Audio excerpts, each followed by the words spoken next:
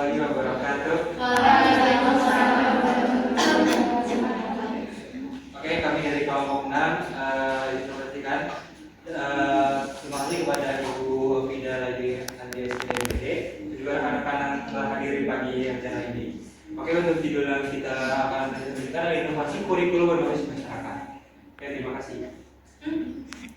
Perkenalkan diri, nama saya Samara Alijaga Kansa. Nama saya Anissa Ada. Nama saya Reza Ganjar. Nama saya Widawan Yudi.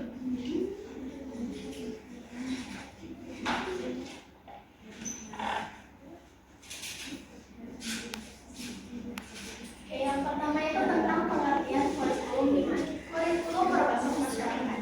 Jadi kurikulum berbasis masyarakat adalah kurikulum yang menekankan pada potensi, kebutuhan, karakteristik lingkungan setempat yang berlandaskan pada alam, sosial, ekonomi, dan budaya, dan memberi kesempatan peserta didik untuk meningkatkan dan mengembangkan keterampilan sesuai dengan kebutuhan. Kurikulum ini juga disebut dengan kurikulum muatan lokal.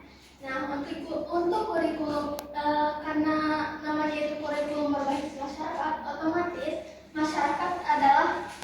masyarakat merupakan mitra aktif untuk pembelajaran peserta didik gitu.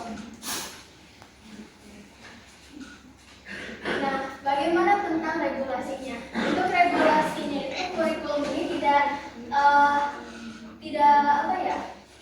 tidak ada regulasi tersendiri karena kurikulum ini tuh termasuk ke dalam kurikulum nasional yang terdapat pada Undang-Undang Nomor 20 tahun 2003.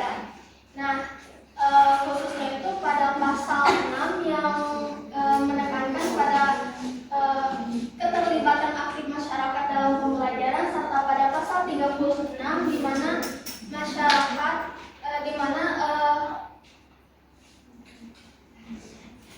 yang menekankan pada pentingnya pengembangan kurikulum sesuai dengan potensi daerah dan kebutuhan peserta didik.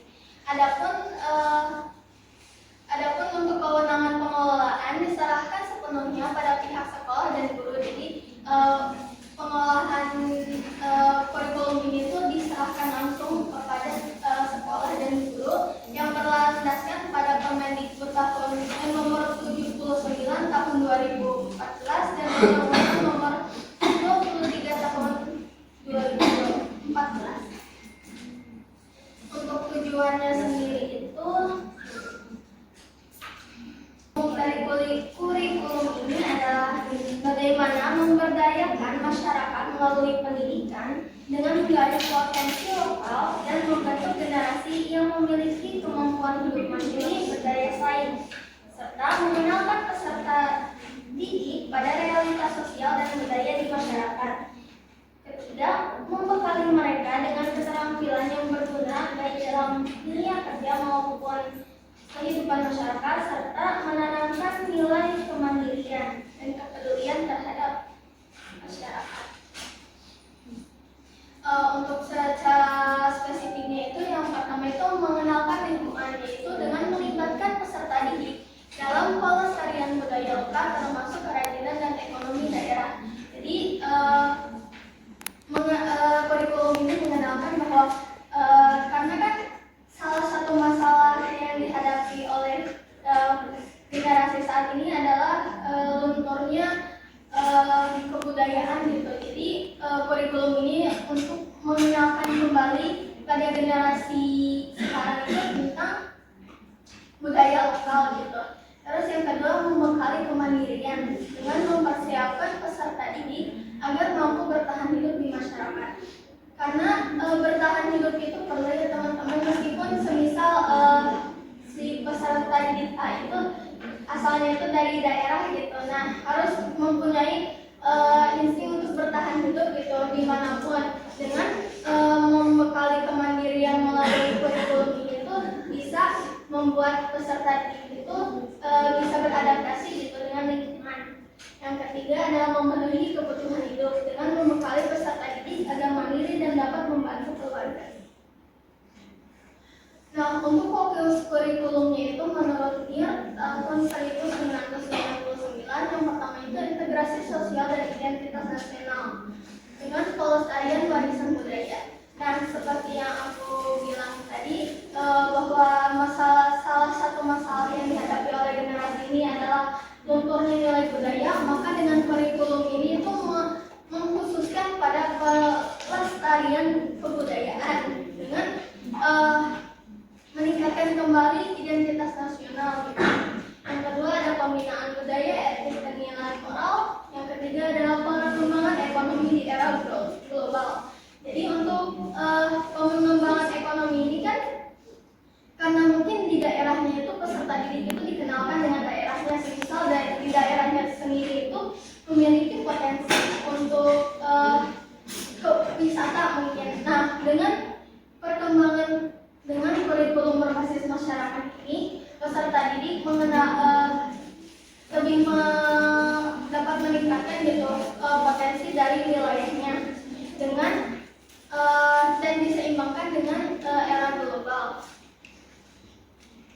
Selanjutnya kesetaraan kesempatan, entah itu gender, disabilitas atau pendapatan. Jadi kurikulum ini juga mengajarkan bahwa tidak ada diskriminasi gitu. Jadi setiap peserta didik itu mendapatkan hak dan kewajiban yang sama terhadap pendidikan. Selanjutnya ada peningkatan pencapaian siswa.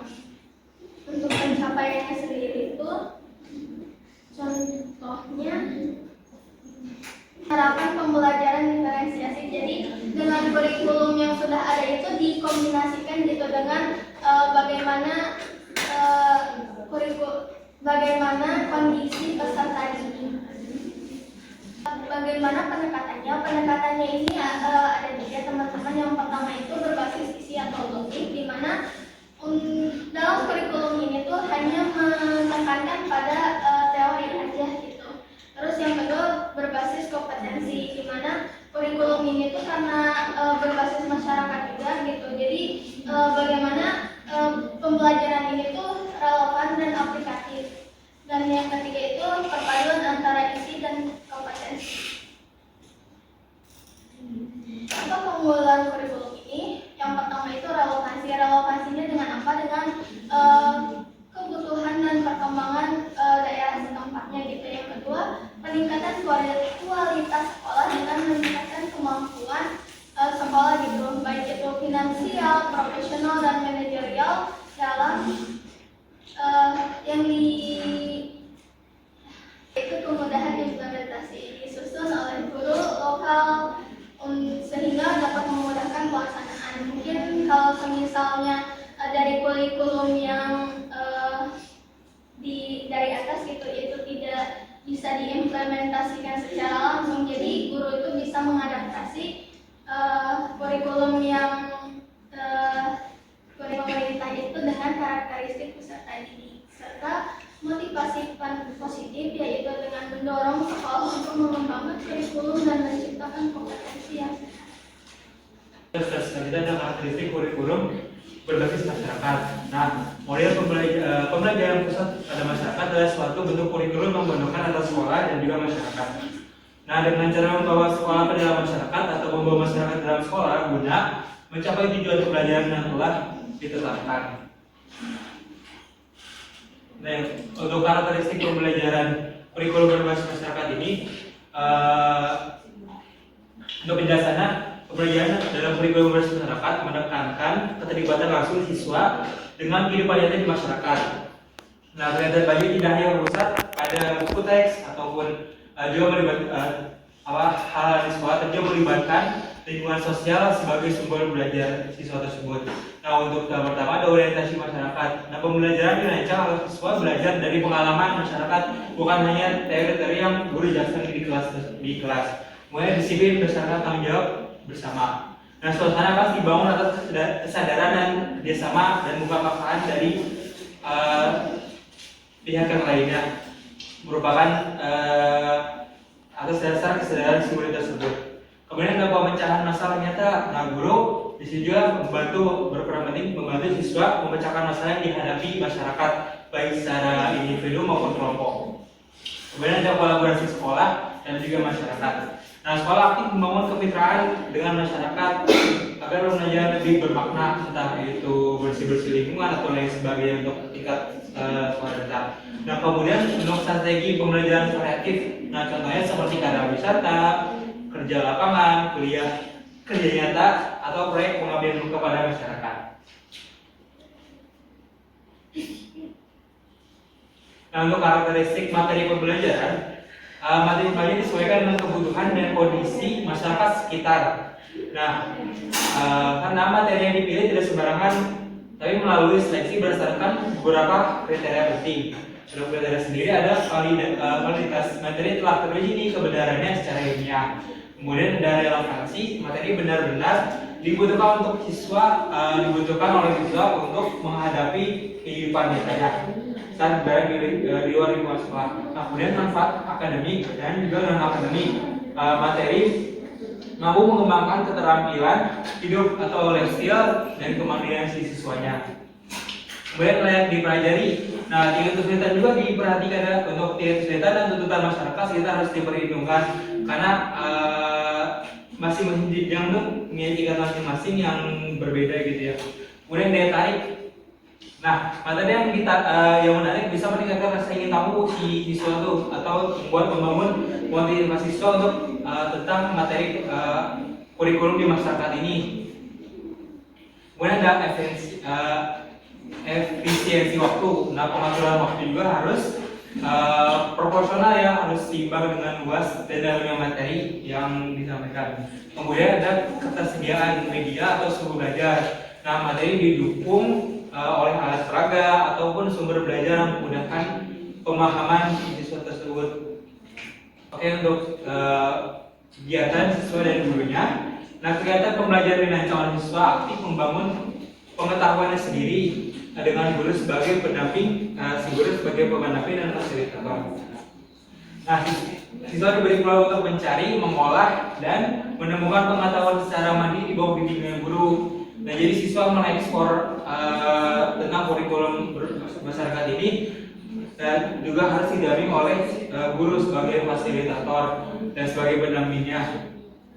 Nah, kemudian ada materi yang belajar dipilih yang memberikan kecakapan nyata untuk memecahkan masalah sehari-hari. Nah, jadi si materinya itu gimana siswa dan mampu untuk memecahkan permasalahan di kehidupan sehari-hari dulu yang yang dasar-dasar skill dasar seperti itu, agar siswa tuh mampu beradaptasi atau mampu menghadapi masalah tersebut.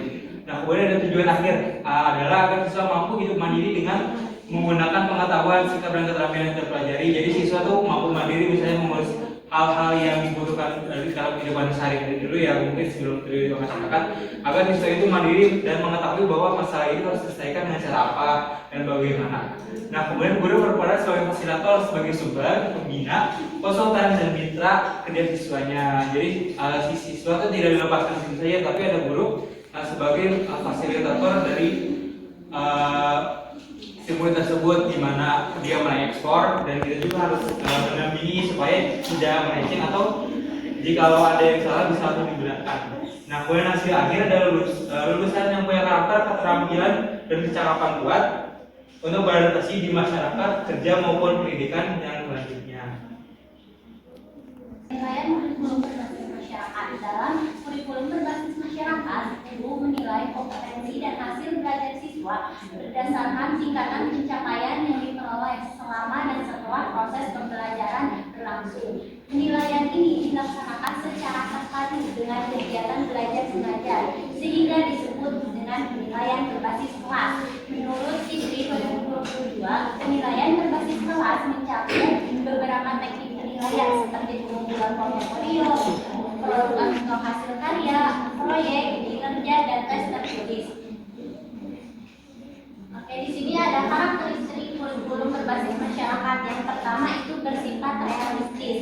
Kurikulum berbasis masyarakat didesain agar siswa belajar dari kehidupan nyata di sekitarnya, bukan hanya dari buku teks saja.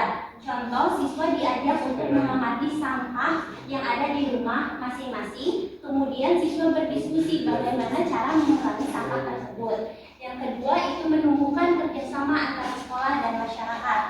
Kurikulum ini juga mendorong keterlibatan aktif masyarakat dalam proses pendidikan, Jadi sekolah bukan hanya satu-satunya pihak yang bertanggung jawab terhadap pendidikan, melainkan bekerjasama dengan orang tua, tokoh masyarakat, dan lembaga sekitarnya. Contoh, sekolah bekerja sama dengan peternak lokal sebagai narasumber untuk menjelaskan siklus hidup hewan pada siswa. Yang ketiga, menggunakan metode pembelajaran yang variatif agar siswa tidak bosan dan lebih memahami materi. Guru menggunakan berbagai metode pembelajaran yang sesuai dengan situasi dan lingkungan siswa. Contoh, saat belajar ekosistem, guru mengajak siswa ke halaman sekolah untuk mengamati makhluk hidup seperti semut, ulat, atau burung.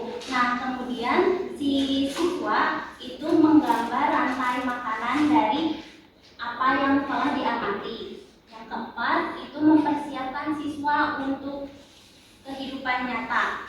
Kurikulum ini tidak hanya fokus pada teori saja, tetapi juga memberikan keterampilan yang praktis yang bisa digunakan dalam kehidupan sehari-hari. Contoh, setelah mempelajari pencemaran air, siswa diajak untuk membuat alat penyaring air sederhana. Kemudian siswa mencoba dan menganalisis apakah air yang sudah disaring itu jernih. Yang keenam itu menyediakan sumber belajar dari masyarakat. Sumber belajar ini tidak hanya dari buku saja, tetapi juga berasal dari lingkungan sekitar. Contoh, setelah mempelajari materi jual beli, guru dapat mengajak siswa ke pasar tradisional untuk mengamati kegiatan jual beli di pasar. Selanjutnya di sini pengembangan kurikulum berbasis masyarakat gitu ya. Nah, perlu kita ketahui gitu ya bahwa perkembangan teknologi di sini mempengaruhi seluruh bidang kehidupan termasuk dunia kerja. Nah, yang tadinya pola hidup itu agraris kemudian berubah ke pola industri sehingga adanya tuntutan spesialisasi dan juga profesionalisme dalam sebuah pekerjaan. Nah, kemudian pada pola kehidupan masyarakat modern tentunya kita dituntut untuk menjadi individualistik dan juga kerja keras, yang mana jam kerja itu semakin tidak teratur dan juga suami istri itu sama-sama bekerja. Nah, hal itu memberikan dampak pada anak gitu ya, bahwa di sini anak tuh lebih banyak diasuh oleh orang lain serta komunikasi keluarganya menjadi terganggu. Nah, tentu hal itu membuat fungsi keluarga tidak berjalan secara optimal. Nah, yang tadinya komunikasi antara anggota itu lebih baik gitu ya, sekarang menjadi berkurang drastis. Nah, hal itu menimbulkan masalah baru gitu ya dalam tumbuh kembang anak. Nah, dalam pengembangan kurikulum berbasis masyarakat, kita juga harus tahu gitu ya komponen-komponen yang ada dalam kurikulum berbasis masyarakat. Di sini ada 10 komponen. Yang pertama di situ tujuan dan filsafat pendidikan. Nah, ini tuh merupakan dasar utama gitu ya dalam menyusun kurikulum. Itu apa sih tujuan pendidikan, lalu bagaimana siswa belajar secara optimal. Lalu yang kedua, analisis kebutuhan masyarakat dan juga siswa. Nah, ini dengan menggali kebutuhan nyata gitu ya di lingkungan sekitar, termasuk aspirasi masyarakat, dunia kerja dan juga kebutuhan pribadi siswa. Nah, lalu yang ketiga itu tujuan kurikulum baik khusus maupun umum gitu ya. Ini dengan dirumuskan berdasarkan kebutuhan dan juga potensi dari masyarakat. Lalu yang keempat itu pengorganisasian dan juga implementasi kurikulum. Nah, dengan menyusun struktur mata pelajaran, alur pembelajaran dan juga tahapan implementasi di sekolah. Kemudian yang kelima yaitu tujuan pembelajaran umum dan khusus gitu ya. Dengan mengarahkan apa yang harus dicapai siswa setelah pembelajaran berlangsung. Kemudian yang keenam itu strategi atau model pembelajaran. Nah, ini dengan menentukan pendekatan dan juga model pembelajaran yang sesuai dengan konteks masyarakat gitu ya, dan juga karakter siswa. Nah, selanjutnya ketujuh itu teknik evaluasi, proses dan juga produk. Nah, di sini evaluasi produknya itu bagaimana pembelajaran berlangsung gitu. Kemudian untuk produknya sendiri itu merupakan hasil akhir belajar siswa. Kemudian yang kedelapan di sini implementasi pembelajaran. Nah, untuk implementasi pembelajaran itu pelaksanaan nyata gitu ya di kelas atau lapangan. Dengan mengujikan apakah strategi yang dipilih itu efektif atau perlu disesuaikan. Kemudian yang kesembilan di sini penilaian pembelajaran. Nah, ini dengan merupakan pengukuran capaian kompetensi siswa melalui berbagai bentuk gitu seperti yang tadi dijelaskan, yaitu observasi, tes, portofolio dan lain sebagainya. Kemudian yang 10 yang terakhir itu evaluasi program kurikulum. Nah, ini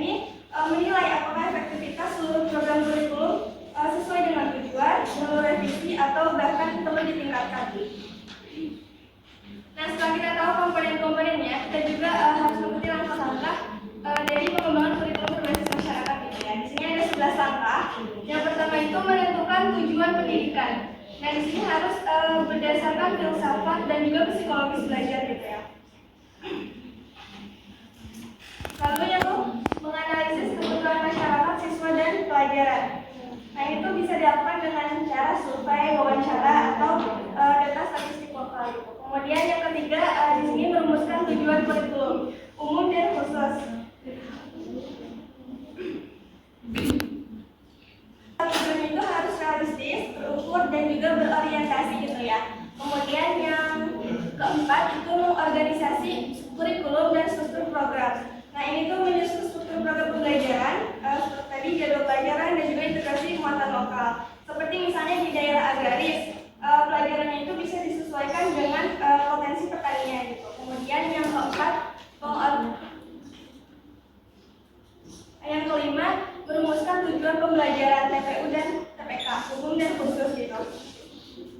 Kemudian di sini yang keenam yaitu memilih strategi atau model atau metode pembelajaran. Nah, kita dapat memilih model, metode, dan juga pendekatan gitu yang relevan ya. Seperti contohnya tadi proyek, diskusi kelompok, dan juga praktik lapangan. Kemudian yang ketujuh itu menentukan teknik evaluasi awal. Nah, dengan menentukan gitu bagaimana penilaian proses dan hasil belajar sejak awal perencanaan. Misalnya, apakah akan menggunakan portofolio, apakah akan melakukan ujian tulis atau sebagainya. Nah, lalu yang kesembilan di sini yaitu menentukan teknik evaluasi final. Nah, yaitu melakukan revisi atau penyempurnaan teknik evaluasi setelah proses pembelajaran berjalan gitu ya. Lalu yang kesembilan yaitu menerapkan strategi pembelajaran di kelas, yaitu pelaksanaan langsung metode dan strategi yang dipilih dalam kegiatan belajar mengajar. Lalu yang ke-10 melakukan evaluasi pengajaran, yaitu menilai gitu ya apakah tujuan pembelajaran itu tercapai, lalu apakah strategi yang itu efektif dan perlu perbaikan atau peningkatan gitu ya. Lalu yang ke-11 di sini evaluasi program kurikulum secara menyeluruh. Nah, ini tuh menilai keseluruhan dari kurikulum gitu ya, apakah sudah relevansi gitu ya, dan juga ketercapaian tujuan serta dampaknya pada siswa dan juga masyarakat. Nah, ini tuh biasanya melibatkan siswa, guru, dan juga masyarakat. Di kelompok 6 sudah selesai. Jika ada yang ingin bertanya, kalian Gitu ya, kenalin dulu. Perkenalkan, nama aku Najwa Ananda Prastiwi. Izin bertanya untuk kelompok 6. Mau bertanya di bagian kolaborasi sekolah dan masyarakat. Pertanyaannya itu, menurut kalian kenapa pembelajaran terasa lebih bermakna ketika sekolah itu berkolaborasi dengan masyarakat dan apa gitu ya yang terjadi ketika sekolah itu tidak berkolaborasi dengan masyarakat tersebut? Nah, ya, untuk yang memperkenalkan diri, nama saya Sabina Jelita. Saya ingin bertanya, tadi kan ada pembahasan tentang masyarakat modern ya? Ya kan, ada begitu, tapi nggak terlalu banyak pembahasannya. Terus jadi di situ bingung, apa sih kurikulum berbasis masyarakat ini? Ada dampak negatifnya nggak dari masyarakat modern ini gitu? Terus misalnya di dalam masyarakat tuh di pedesaan nih, berarti berbasis itu kan tentang pendidikan tentang masyarakatnya kan, tapi di dunia kerjanya nanti berbasis modern. Jadi itu nanti gimana pendekatannya? Terima kasih, cukup. Kemudian saya untuk bertanya, perkenalkan nama saya Hayati. Bertanya di dalam kurikulum yang berbasis masyarakat itu, misalkan jika salah satu sekolah itu menghadapi kesulitan karena keterbatasan akses dan juga dari partisipasi masyarakat tersebut. Nah, bagaimana jika hal itu permasalahan itu terjadi? Nah, bagaimana sih solusi yang dapat kalian berikan jika menghadapi hal tersebut? Cukup, terima kasih. Oke, izin jawab pertanyaan Wawa kan tadi bertanya kenapa pengajaran itu lebih bermakna ketika Kalau tidak berkolaborasi bagaimana?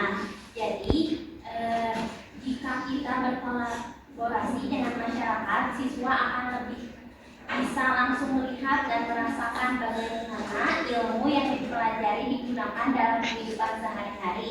Nah, ini membuat pembelajaran lebih nyata dan relevan dan membangun kepedulian serta keterampilan sosial siswa.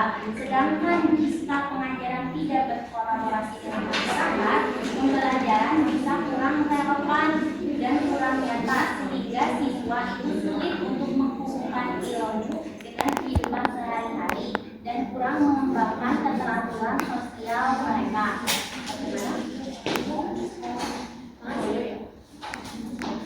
Dijawab yang tadi katanya masyarakat modern itu kurang jelas dan juga apa sih kurikulum berbasis masyarakat dan apa dampaknya di kota ini. Dan ini apa sih masyarakat modern? Ya, masyarakat modern itu merupakan masyarakat yang mengalami perubahan besar itu dari cara berbicara hidupnya, perilaku politiknya, dan sistem sosialnya karena itu pengaruh dari teknologi itu sendiri gitu ya.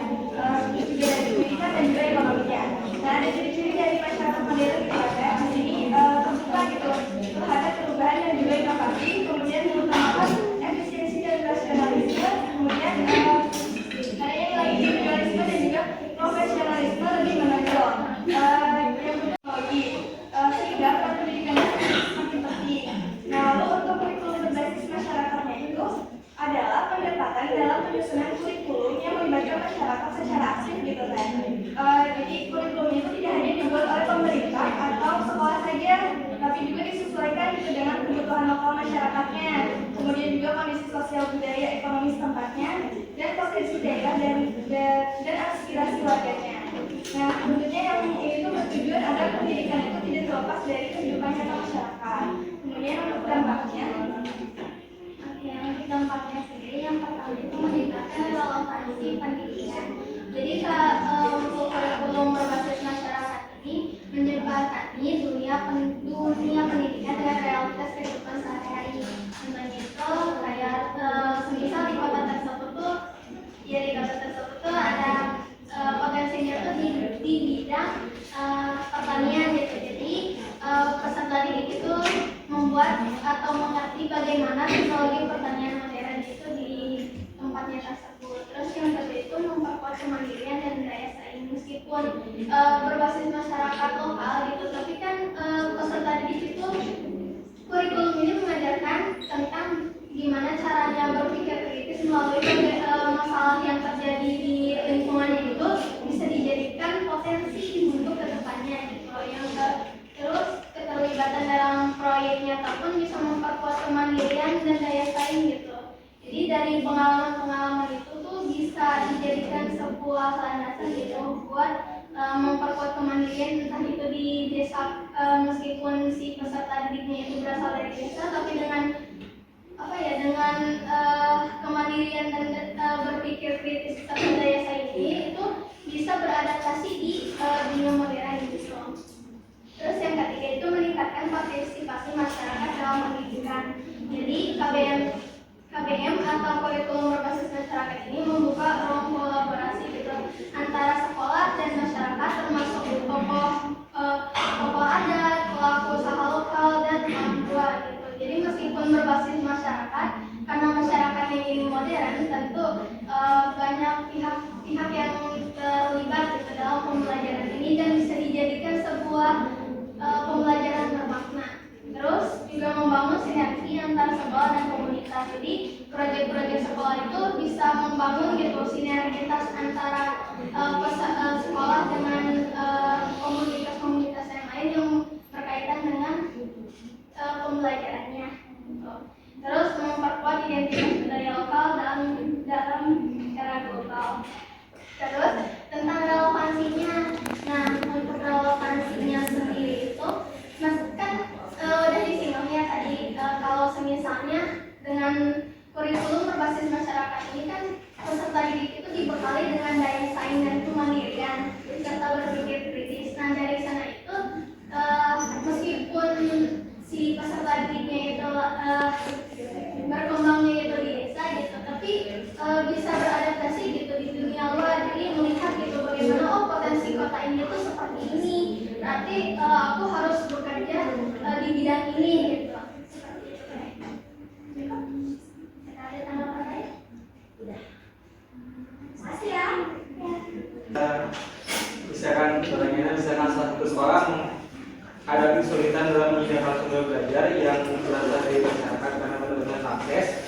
dan partisipasi masyarakat. Bagaimana solusi yang dapat diberikan untuk mengatasi masalah ini agar sumber belajar masyarakat bisa optimal digunakan dalam proses pembelajaran.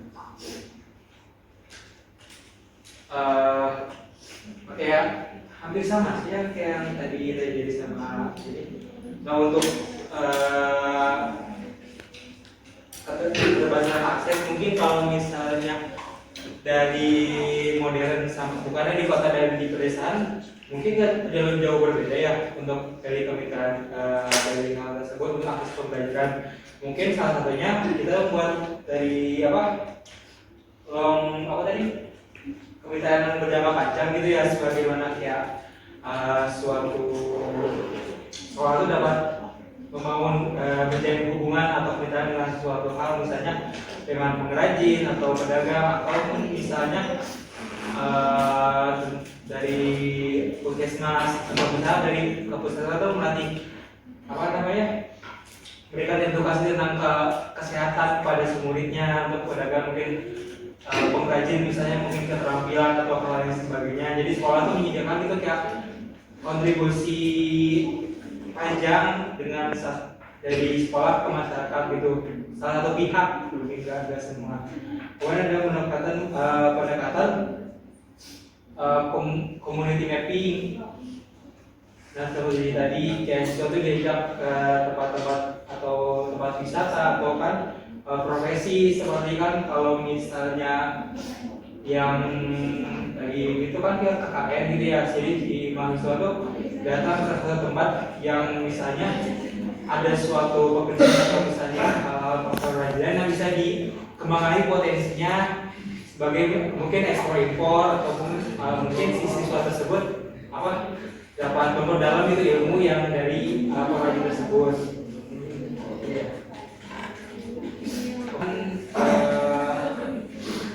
Kegiatan sekolah berbasis proyek atau proyek berseni. Siswa itu diajak untuk membuat proyek nyata yang dapat dikembangkan untuk pemberdayaan masyarakat di daerah tersebut.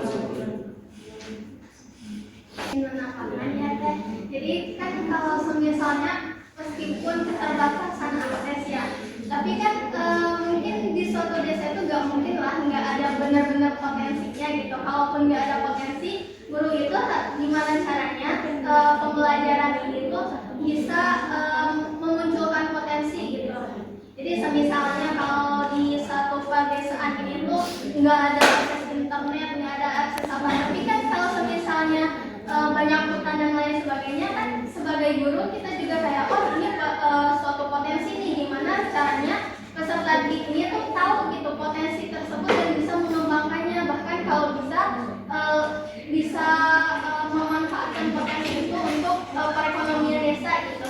Semisal si peserta didik itu membuat proyek kayak menanam tumbuhan, menanam pohon yang emang komoditasnya itu bagus di sana gitu. Mungkin kayak gitu. Terima kasih Salma dan Mali.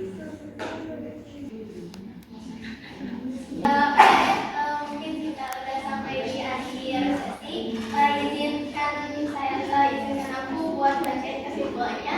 Kurikulum berbasis masyarakat adalah kurikulum yang menggabungkan antara peran masyarakat dan sekolah untuk mencapai tujuan pendidikan. Kurikulum ini bertujuan untuk membekali peserta didik agar akrab dengan